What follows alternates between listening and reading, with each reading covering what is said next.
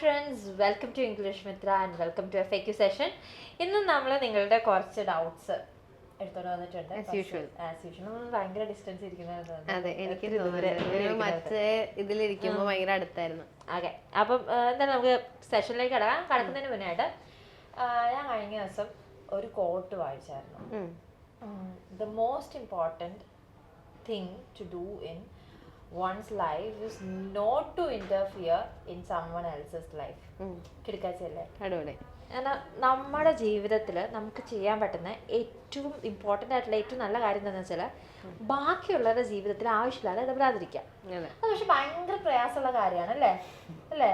അഭിപ്രായം പറഞ്ഞില്ലെങ്കിൽ നമുക്കൊരു ഒരു സുഖമില്ല, ഒരു ഇതില്ല. നമുക്ക് ആവശ്യമുള്ള കാര്യം ഇപ്പം നമ്മളോട് ഒരാൾ അഭിപ്രായം ചോദിക്കുന്നത്, നമ്മളോടൊരു കാര്യം ചോദിക്കുമ്പോൾ നമ്മൾ പറയുന്നത് വേറെയാണ്. അല്ലാതെ വെറുതെ ചെന്ന അഭിപ്രായം പറയുന്നത് അതൊരു ആവശ്യമില്ലാത്ത കാര്യമാണ്. ലൈക്ക് അത് ഒരാളെ ഹേർട്ട് ചെയ്യുന്നില്ല എന്നുണ്ടെങ്കിൽ, ഇപ്പം നമ്മളൊരു കാര്യം ഒരാളൊരു കാര്യം ചെയ്തു, അത് മറ്റുള്ളവരെ ഉപദ്രവിക്കുന്ന രീതിയിലുള്ളൊരു കാര്യമാണെങ്കിൽ നമ്മൾ പറയണം നിങ്ങൾ ചെയ്യുന്നത് ബാക്കിയുള്ളവർക്ക് പ്രശ്നമാണ്, നിങ്ങൾ ചെയ്യാതിരിക്കുക. അല്ലാതെ വെറുതെ പോയി അവർ ഓരോരുത്തരുടെ വീട്ടിലെ കാര്യങ്ങൾ, ഞങ്ങളുടെ വീടിനടുത്തൊക്കെ ആൾക്കാരുണ്ട് ആവശ്യമില്ലാതെ. അതെന്താ അറിയില്ല, ഇത് നമ്മളുടെ സൊസൈറ്റിയിൽ നമ്മൾ വ്യക്തി സ്വാതന്ത്ര്യത്തിന് ഒട്ടും പ്രയോറിറ്റി കൊടുത്തിട്ടില്ല, അതിന് ഇമ്പോർട്ടൻസേ ഇല്ല. ആളുകൾക്ക് അറിയില്ല ഇങ്ങനെ ചെയ്യരുതെന്നതാണ്. അവർ വിചാരിക്കുന്നത് ഇറ്റ്സ് പാർട്ട് ഓഫ് കെയറിങ്. നമ്മൾ കെയർ ചെയ്യുകയാണെന്നാണ്. പക്ഷെ നമ്മൾ കെയർ ചെയ്യല്ല, നമ്മൾ ഒരാളെ ഉപദ്രവിക്കുകയാണ് അതിലൂടെ. വെറുതെ ആവശ്യമില്ലാതെ അവരുടെ വീട്ടിൽ ചെന്നിട്ട് ഇന്ന് എന്തൊക്കെയുണ്ട് വിശേഷം, എന്താ ഇന്ന് എന്തൊക്കെയുണ്ട് കാര്യം അല്ലാതെ എന്ന് ചോദിക്കുന്നത് പോലെയല്ല. ഒരു വീട്ടിൽ ചെന്ന് ഒരു വീട്ടിലെ നിങ്ങളുടെ മോക്ക് എന്താ ജോലി ഇല്ലാത്ത, നിങ്ങളുടെ കുട്ടി എന്താ കല്യാണം കഴിപ്പിക്കാത്ത, ചോദിക്കുന്ന കേട്ടത്തൊന്നും ഇവര് കല്യാണം കഴിപ്പിച്ചു വിടും, അല്ലെങ്കിൽ ഇവര് ജോലി എന്താ കുട്ടികൾ ഉണ്ടാവാത്ത, അതൊക്കെ അവരുടെ പേഴ്സണൽ പ്രൈവറ്റ്. നമ്മൾ ഒരാളെ ഹേർട്ട് ചെയ്യുന്ന എക്സ്റ്റെന്റിലേക്ക് നമ്മൾ കെയറിങ് ആവേണ്ട ആവശ്യമില്ല, ആ എക്സ്റ്റെന്റിലേക്ക് നമ്മൾ കൺസേൺ കാണിക്കേണ്ട ആവശ്യമില്ല. അതെ, പ്രൈവസിനെ റെസ്പെക്ട് ചെയ്യുന്നതാണ് ഒന്നാമത്തെ പ്രയോറിറ്റി എന്നാണ് ഞാൻ വിശ്വസിക്കുന്നത്. അത് കഴിഞ്ഞിട്ടാണ് നമ്മള് ചിലർക്ക് ചില കാര്യങ്ങൾ നമ്മളോട് പറയാൻ താല്പര്യമില്ലായിരിക്കും, നമ്മളിങ്ങനെ കുത്തി ചോദിക്കരുത് നിങ്ങളുടെ ഇന്നവരെന്നാ ചെയ്യുന്നത്, അപ്പ എന്താ ചെയ്യുന്നത്, അമ്മ എന്താ ചെയ്യുന്നത്, അങ്ങനെയൊന്നും ചോദിക്കാത്തത്. നിങ്ങൾ ഏത് കുടുംബത്തിലെയാ, നിങ്ങളുടെ ഇതെന്താ എല്ലാവർക്കും ഒരേപോലെ നല്ല ബ്രൈറ്റ് ആയിട്ടുള്ള പാസ്റ്റ് ആയിരിക്കില്ല ഉണ്ടാവുക. Many people would not like to talk about it, so don't go ask a lot of questions. എന്റെ ഒരു വിശ്വാസത്തില് നമ്മുടെ ലൈഫിൽ തന്നെ ഇഷ്ടം പോലെ പ്രശ്നങ്ങളുണ്ട്, നമ്മൾ ആവശ്യമില്ലാത്ത ബാക്കിയുള്ള കാര്യത്തിൽ ഇടപെടുന്നത്. സോ അത് നല്ലൊരു കോട്ടായിട്ട് തോന്നി, അതുകൊണ്ടാണ് ഷെയർ ചെയ്തത്. നമുക്ക് ഈവൻ അതർവൈസ് മറ്റുള്ളവരോട് നമ്മളെ തന്നെ കമ്പയർ ചെയ്തിരിക്കുന്നതിന്റെ വേറൊരു സൈഡാണ്. ബാക്കിയുള്ളവർക്ക് എല്ലാം ഉണ്ടല്ലോ എനിക്ക് എന്താ ഇല്ലാത്ത, അങ്ങനത്തെ ഇത് നിർത്തിയിട്ട് മറ്റുള്ളവരിലേക്ക് നോക്കുന്ന ആ ഫോക്കസും കൂടെ നമ്മുടെ ഉള്ളിലേക്ക് വെക്കുക. അപ്പൊ നമ്മൾ will become better as A person. Exactly. Okay, നമുക്ക് ഇന്ന് ഇതിലോട്ട് സ്റ്റാർട്ട് ചെയ്യാം. ഫസ്റ്റ് ക്വസ്റ്റ്യൻ ആക്സമോൾ ചോദിച്ചോ? ഓക്കെ, ക്വസ്റ്റ്യൻ ഇതാണ്. ഐ എന്നത് സിംഗുലർ അല്ലേ, പിന്നെ എന്തിനാണ് ഹാവ് വെയർ എന്നൊക്കെ ഐയുടെ കൂടെ ഉപയോഗിക്കുന്നത്? ഓക്കെ, ഐ എന്നത് പറയുമ്പോൾ നമ്മൾ ആ ഒരു പെർസ്പെക്റ്റീവിൽ നോക്കുമ്പോൾ അതെ സിംഗുലർ ആണ്, ഒരാളെ കുറിച്ചാണ് പറയുന്നത്. ഐ ഹാവ് എ ഡോഗ് എന്ന് ഞാൻ പറയുമ്പോൾ ഞാൻ എൻ്റെ കാര്യം മാത്രമാണ് പറയുന്നത്, അവിടെ സിംഗുലർ സബ്ജക്റ്റ് ആണ് വരേണ്ടത്. പക്ഷേ ഐ സിംഗുലർ ആയിട്ടുള്ളൊരു സബ്ജക്റ്റ് ആണെങ്കിൽ പോലും പ്ലൂറൽ വേർബ്സ് ആണ് അതിൻ്റെ കൂടെ യൂസ് ചെയ്യുന്നത്. പ്ലൂറൽ വേർബ് എന്ന് പറഞ്ഞാൽ എന്താ, ഹാവ്, അതുപോലെ തന്നെ എന്താ വേർ, ഇതൊക്കെ പ്ലൂറൽ വേർബാണ്. പിന്നെ ഐ എന്ന് പറയുമ്പം വേറെ എല്ലാ കേസസിലും യൂസ് ചെയ്യില്ല കേട്ടോ. ഇമാജിനേഷന്റെ കാര്യം പറയുമ്പോൾ ഇപ്പം ഞാൻ പറയത്തില്ലേ, ഇഫ് ഐ വേർ റിച്ച്, ഞാൻ പണക്കാരി ആയിരുന്നെങ്കിൽ എന്ന് പറയത്തില്ലേ, ആ സാഹചര്യത്തിലൊക്കെ മാത്രമേ വേർ യൂസ് ചെയ്യുള്ളൂ, അല്ലെങ്കിൽ ഐയുടെ കൂടെ വാസ് ആണ് യൂസ് ചെയ്യുന്നത്. അല്ലാത്ത കേസിലൊക്കെ ആം യൂസ് ചെയ്യും നമ്മൾ, സെപ്പറേറ്റ് ആയിട്ട് തന്നെ ഒരു ഓക്സിലറി വേർബ് ഉണ്ട്. സോ എല്ലാ കേസിലും ഐയുടെ കൂടെ പ്ലൂറൽ വേർബ് അല്ല യൂസ് ചെയ്യുന്നത്, എസ്പെഷ്യലി യൂസ് ചെയ്യുന്നത് ഹാവ് പിന്നെ ഡു ഇതിന്റെ കൂടെയൊക്കെ. നമ്മൾ ഹാവിന്റെ ഒക്കെ യൂസേജ് പഠിക്കുമ്പോൾ ഐയും പിന്നെ ഫസ്റ്റ് പേഴ്സൺ സിംഗുലറും എന്നല്ലേ പഠിക്കുന്നത്. It's always an exception. I have always been an exception all the time. പിന്നെ എൻ്റെ ഒരു ഇംഗ്ലീഷ് ടീച്ചർ ഞങ്ങൾ പ്ലസ് ടു പഠിച്ച പുള്ളിക്കാരൻ എളുപ്പ വഴി പറയായിരുന്നു. അത് ആക്ച്വലി അവിടെ റിട്ടൺ ഒന്നും അല്ല, അത് ഒരു റൂളൊന്നും അല്ല, പക്ഷെ പറയുന്ന എളുപ്പ വഴി ഇതാണ്. ഇപ്പം നമ്മളെ സംബന്ധിച്ചിടത്തോളം നമുക്ക് ഏറ്റവും ഇമ്പോർട്ടൻ്റ് ആയിട്ടുള്ള ആളാരാണ്, നമ്മൾ തന്നെയാണ് അല്ലേ. നമ്മൾ കഴിഞ്ഞിട്ടേ ഉള്ളൂ നമുക്ക് മറ്റാരും. എല്ലാവരുടെയും കേസിൽ അങ്ങനെ ആയിരിക്കണമെന്നില്ല, ജനറലി പറയല്ല, പുള്ളിക്കാരൻ പറഞ്ഞു തന്ന കാര്യമാണ്. നമ്മളാണ് നമുക്ക് ഏറ്റവും വലുത്. അപ്പം വേറെ ആർക്ക് നമ്മൾ റെസ്പെക്ട് കൊടുത്താലും ഇല്ലെങ്കിലും നമുക്കൊരു റെസ്പെക്ട് നമ്മൾ കൊടുക്കണം. സെൽഫ് റെസ്പെക്ട്, സെൽഫ് ലവ് ഉണ്ടായിരിക്കണം. അപ്പം നമ്മൾ എപ്പോഴും ഐക്ക് ഇമ്പോർട്ടൻസ് കൊടുക്കണം എന്നാണ് പുള്ളി പറയുന്നത്. It's not written anywhere. ഞാൻ അതിനെക്കുറിച്ച് കുറേ നോക്കിയായിരുന്നു, ഇവിടെ എഴുതിയൊന്നും വെച്ചിട്ടില്ല, പക്ഷെ പുള്ളിയുടെ ഒരു അഭിപ്രായം അതാണ്. അതുകൊണ്ടാണ് ഐ എപ്പോഴും വേറിട്ട് നിൽക്കുന്നതെന്നാണ് പുള്ളി പറയുന്നത്. നമ്മൾ എല്ലാ കാര്യത്തിലും സെൽഫിഷ് ആവണമെന്നല്ല, self respect and selfish is two self love is positive, selfish is another thing. നമ്മൾ മാത്രം മെയിൻ എന്ന് ചിന്തിക്കുമ്പോഴാണ് അത് സെൽഫിഷ് ആവുന്നത്. സെൽഫ് റെസ്പെക്ട് എന്ന് പറയുന്നത് നമ്മളോട് നമുക്കൊരു പ്രയോറിറ്റി കൊടുക്കണം. എപ്പോഴും ബാക്കിയുള്ളവരുടെ കാര്യത്തിൽ പ്രയോറിറ്റി കൊടുക്കാതെ നമ്മുടെ കാര്യത്തിൽ നമ്മൾ കുറച്ച് പ്രയോറിറ്റി കൊടുക്കണം. ഇപ്പൊ ഞാൻ ആക്സിഡന്റ് എപ്പോഴും പറയാം, നിന്റെ കാര്യത്തിൽ നീ കുറച്ച് പ്രയോറിറ്റി കൊടുക്കണം. എപ്പോഴും ബാക്കിയുള്ളവർ എന്ത് ചിന്തിക്കുന്നു എന്ന് വിചാരിച്ചിരിക്കരുത്. നിനക്ക് ഒരു സ്വന്തമായിട്ടൊരു ഇത് വേണം. Self love and self respect are very important. ഇനി ഓക്കെ ഞാൻ ചോദിക്കാം, നമ്മളൊരു വീഡിയോയില്, എന്റെ വീഡിയോ ആണ് ഇത്, അണ്ടർ ദ വെദർ എന്നൊരു സംഭവം ചെയ്തായിരുന്നു, സിക്ക് എന്നുള്ളതിന്, എക്സസൈസ് അണ്ടർ ദ വെദർ അങ്ങനെ ചെയ്തായിരുന്നു. അപ്പം ഗൂഗിൾ ട്രാൻസ്ലേറ്ററിൽ കാലാവസ്ഥയ്ക്ക് കീഴെ എന്നാണ് കാണിക്കുന്നത്. ഇയാള് അണ്ടർ ദ വെദർന്ന് ടൈപ്പ് ചെയ്തപ്പോ ഇതുകൊണ്ടാണ് നമ്മൾ ഗൂഗിൾ ട്രാൻസ്ലേറ്റ് ഉപയോഗിക്കരുത്. ഓക്കെ, കാരണം ഗൂഗിൾ ട്രാൻസ്ലേറ്റർ എപ്പോഴും ലിറ്ററൽ ട്രാൻസ്ലേഷൻ ആണ് നടത്തുന്നത്. ഓരോ വാക്കെടുത്താണ് ചെയ്യുന്നത്. This is an idiom, or you can say that it's A phrase or N usage. ഇതൊരു ലിറ്ററൽ മീനിങ് അല്ല. ഫോർ എക്സാമ്പിൾ, നമ്മളിപ്പോൾ പറയാണ് ചെകുത്താന്റെയും കടലിന്റെയും നടുക്കെന്ന് പറയുമ്പോൾ നമ്മൾ ലിറ്ററലി നമ്മുടെ അപ്പുറത്ത് കടലും ഇപ്പുറത്ത് ചെകുത്താനും അല്ല, നമ്മളൊരു യൂസേജ് പറയണം, ഒരു ശൈലിയാണ്, ഭാഷാശൈലിയാണത്. അതുപോലെയാണ് ഇതും. അണ്ടർ ദ വെദർ എന്ന് ഇംഗ്ലീഷിൽ പറയുമ്പോൾ കാലാവസ്ഥ കീഴേന്നല്ല. അത് ഗൂഗിൾ ട്രാൻസ്ലേറ്റർ യൂസ് ചെയ്യരുത് വേർഡിന്റെ മീനിങ് കണ്ടുപിടിക്കാനെന്ന് ഞാൻ പറയുള്ളൂ. If you know basic language then try Oxford, Cambridge, അല്ലെങ്കിൽ മലയാളത്തിൽ തന്നെ നിങ്ങൾക്ക് അർത്ഥം കിട്ടുകയാണെങ്കിൽ ഓളം എന്നൊരു ആപ്പ് ഉണ്ട്. ഇതൊരു പ്രൊമോഷണൽ ആഡൊന്നും അല്ല, ഓളം നല്ല ആപ്പാണ്. നമ്മൾ യൂസ് ചെയ്യാറുള്ളത് ഓളം യൂസ് ചെയ്യുന്ന ആപ്പാണ്. പക്ഷെ അതിൻ്റെ ഒരു പ്രശ്നം എന്ന് വെച്ചാൽ നമുക്ക് സെന്റൻസസ് ഒന്നും ട്രാൻസ്ലേറ്റ് ചെയ്യാൻ പറ്റില്ല, വാക്കുകളുടെ അർത്ഥം കിട്ടാൻ പറ്റും. സെന്റൻസസ് ട്രാൻസ്ലേറ്റ് ചെയ്യാൻ വേണ്ടി നിങ്ങൾ ഗൂഗിൾ ഉപയോഗിക്കരുത്. കാരണം എനിക്ക് ലൈക്ക് പേഴ്സണലി ഇത് അനുഭവം വന്നതെന്ന് വെച്ചാൽ, ഞാൻ ഡിഗ്രിക്ക് പഠിക്കുന്ന സമയത്ത് I told you right, I had French as a subject. അപ്പം നമുക്ക് ഹോംവർക്സ് ഒക്കെ തരുമ്പോൾ എളുപ്പവഴിക്ക് വേണ്ടി നമുക്ക് ട്രാൻസ്ലേഷൻ ഒരു സബ്ജക്റ്റ് ആണ്. അപ്പം ആദ്യമൊക്കെ ഗൂഗിൾ ട്രാൻസ്ലേറ്റിൽ ഫ്രഞ്ച് ഇങ്ങനെ അടിച്ചിട്ട് എന്ത് എളുപ്പമാണ്, അപ്പൊ തന്നെ അടിക്കുന്നു, ഇംഗ്ലീഷ് വരുന്നു, താഴെ ഫ്രഞ്ച് ട്രാൻസ്ലേഷൻ വരുന്നു, അത് നേരെ നോട്ട് ചെയ്തുകൊണ്ട് പോകുന്നു. പിന്നെ ടീച്ചർ പിടിച്ചപ്പോഴാണ് മനസ്സിലായത് ഓക്കെ ഗൂഗിൾ ട്രാൻസ്ലേറ്റർ ചതിച്ചു, അത് നടക്കൂല എന്നുള്ള കാര്യം. Students Google translator, especially BA English ഒക്കെ പഠിക്കുന്ന കുട്ടികൾ, എഞ്ചിനീയറിംഗ് പഠിക്കുന്ന കുട്ടികൾ, നിങ്ങളുടെയൊക്കെ റെഫറൻസ് ബുക്സ് വരെ ഇംഗ്ലീഷിലായതുകൊണ്ട് നിങ്ങൾ അത് യൂസ് ചെയ്യുന്നുണ്ടെങ്കിൽ യൂസ് ചെയ്യരുത്. എനിക്കൊക്കെ ഒത്തിരി പണി കിട്ടിയിട്ടുള്ളതാണ്. ഞാൻ നല്ല പണി കിട്ടിയിട്ടുള്ളതാണ്. എനിക്ക് പണി കിട്ടിയിട്ടുള്ളത് ഇംഗ്ലീഷിലല്ല, ഹിന്ദിയിലാണ്. Even Hindi I have had that trouble with Hindi, Tamil. അപ്പൊ അത് യൂസ് ചെയ്യരുത് കേട്ടോ. ഈ ഗൂഗിൾ ട്രാൻസ്ലേറ്ററിന് ഹിന്ദി, തമിഴ്, മലയാളം ഇതുപോലത്തെ കോംപ്ലിക്കേറ്റഡ് ആയിട്ടുള്ള, ഫ്രഞ്ച് ഇതുപോലത്തെ കോംപ്ലിക്കേറ്റഡ് ആയിട്ടുള്ള ലാംഗ്വേജസ് ഒന്നും ഇതിന് ട്രാൻസ്ലേറ്റ് ചെയ്യാൻ പറ്റില്ല. It's A machine, it has it's on limitations. Calculator അല്ല ഗൂഗിൾ ട്രാൻസ്ലേറ്റർ, കാൽക്കുലേറ്റർ പോലെ അല്ല. കാൽക്കുലേറ്റർ വെച്ച് കമ്പയർ ചെയ്യരുത്. അല്ല, ഗൂഗിൾ ട്രാൻസ്ലേറ്റിന് എപ്പോഴും തരാൻ പറ്റും, നമ്മൾ കൊടുക്കുന്ന വാക്കിന്റെ തരാൻ പറ്റും, അത് അതിന്റെ ഗ്രാമർ എല്ലാം ശരിയാക്കി. കാരണം ഗൂഗിൾ ട്രാൻസ്ലേറ്റർ എല്ലാ ലാംഗ്വേജിന്റെയും ഗ്രാമർ ഒക്കെ ഇക്വലന്റ് ആയിട്ട് എടുത്തിട്ടൊന്നും അല്ല ചെയ്യുന്നത്.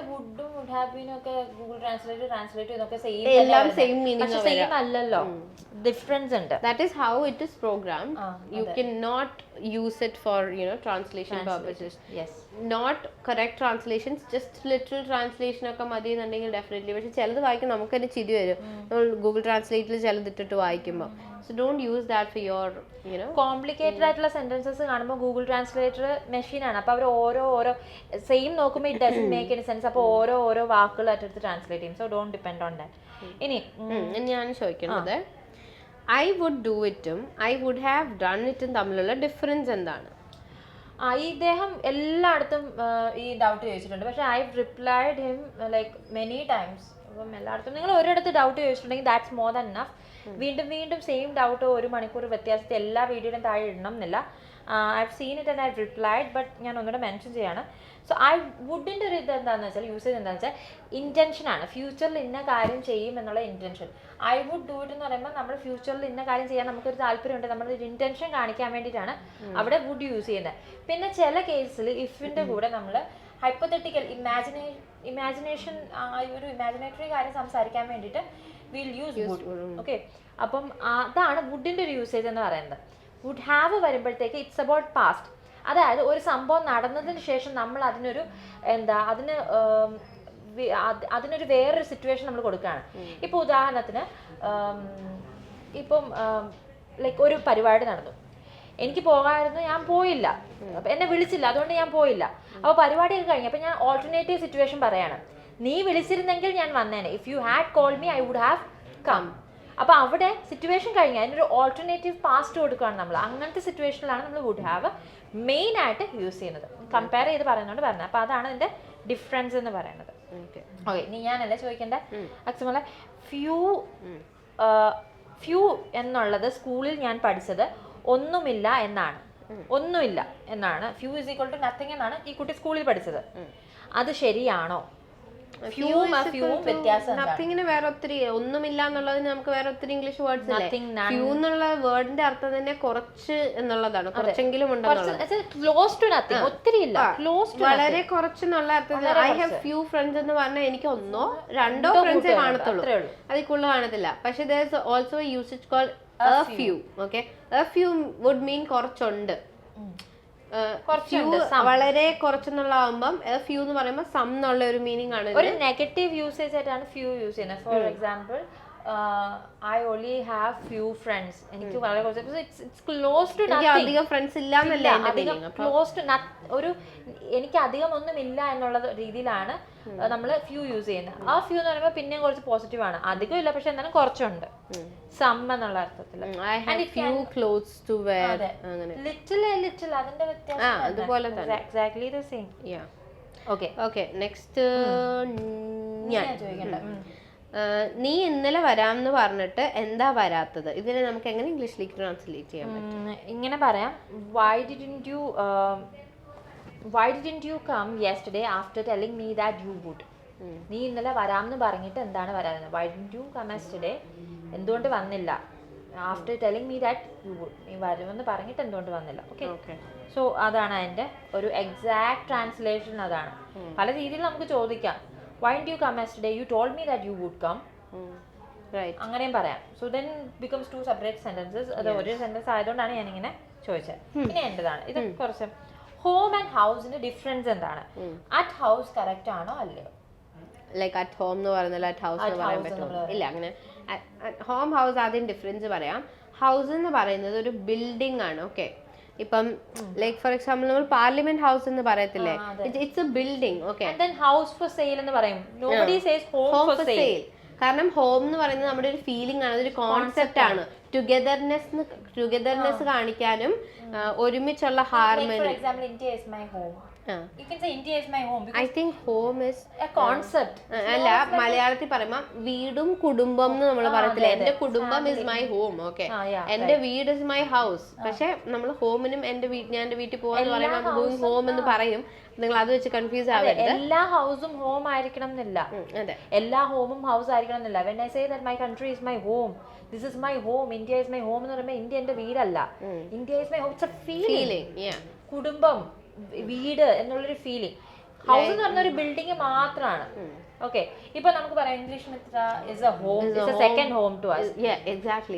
ഞാൻ അതാ പറയാൻ വന്നത്. ഇംഗ്ലീഷ് മിത്രയില് ഞങ്ങള് കട്ടിലും കിടക്കയും കൊണ്ടൊന്നും താമസിക്കുന്നൊന്നുമില്ല. അല്ലെങ്കിൽ ഞങ്ങള് തമ്മിൽ അങ്ങനെ ലൈക്ക് നമ്മളിപ്പം ബ്ലഡ് റിലേഷൻ ഒന്നും ഇല്ല, എന്നാലും like that's a feeling, this is our home എന്നുള്ളത്. This is not a work place for us. You can say that a person is your home. Exactly.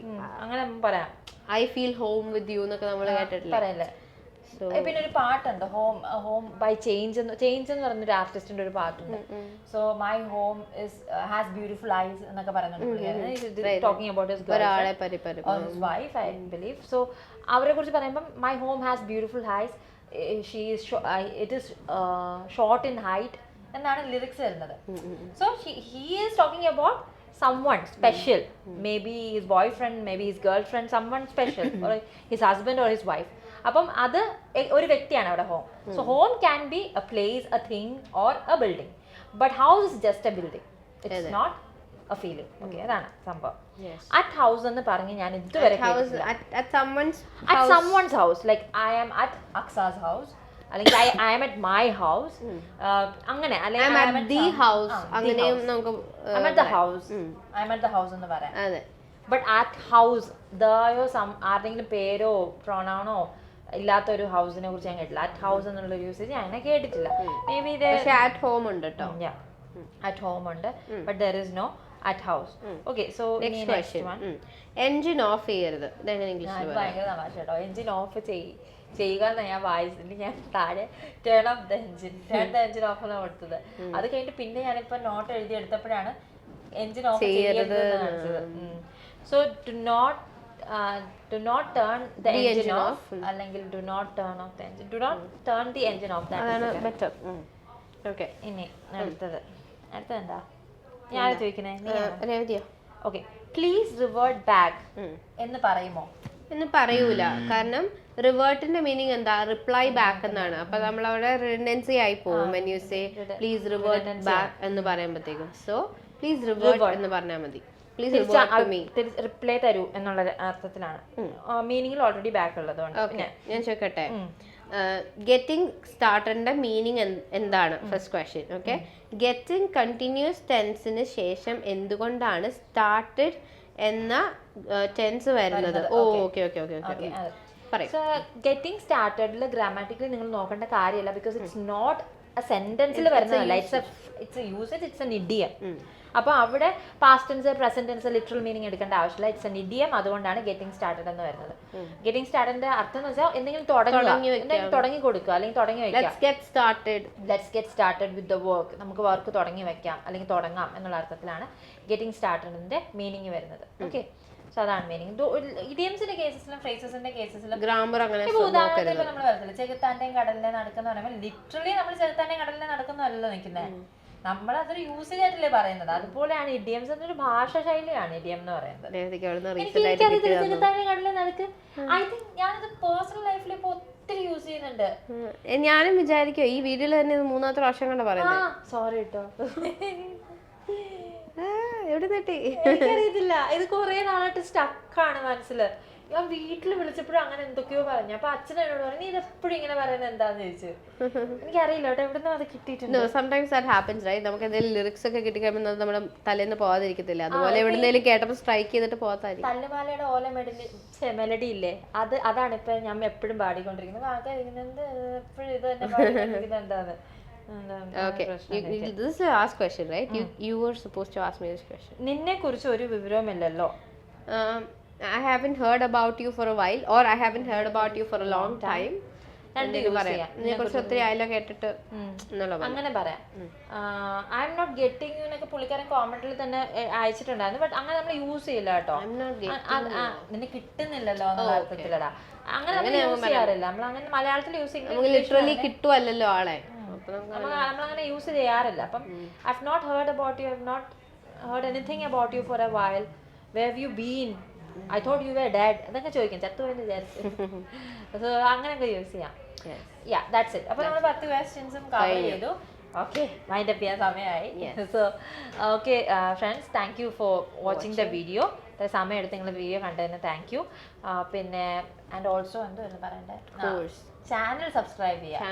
Channel subscribe ചെയ്യാൻ നിങ്ങൾക്ക് ഇങ്ങനത്തെ videos ഇഷ്ടമുള്ള ഫ്രണ്ട്സോ family എന്തെങ്കിലും ഉണ്ടെങ്കിൽ ഷെയർ ചെയ്യുക.